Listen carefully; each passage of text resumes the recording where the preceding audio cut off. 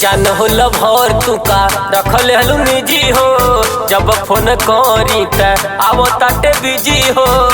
कौन फसैले बात होके ए हो, जान हो लभर तू का रखल हलू निजी हो, जब फोन करी त आवो ताटे बिजी हो। धूप बाटे तेज राजा, धूप बाटे तेज राजा, तनी इंतजार ला। नदिया किनारे मजा मारला, राजा एनर्जी झारला। नदिया किनारे मजा मारला, राजा एनर्जी झारला।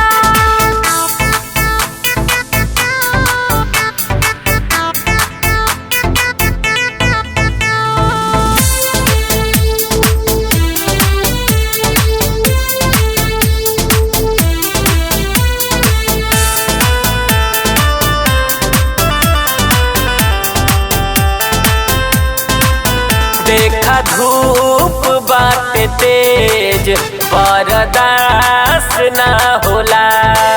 जान तो हरे सिवा केहू खास ना होला। और करे जा बड़ा दुखता हो।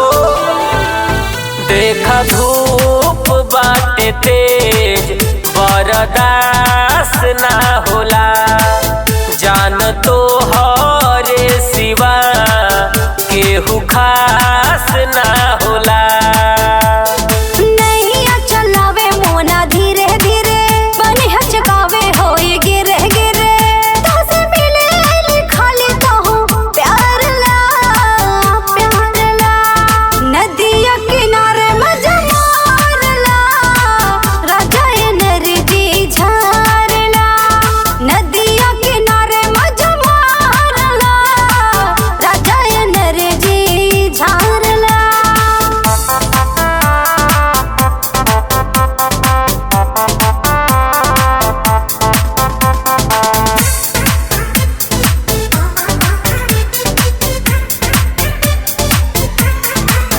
अब पहिले वाला तो हमें बात ना रहल, जैसे मिलत रहल रोज मुलाकात ना रहल। और रोज रोज बिजी बतावता कुछ न कुछ जरूर बा।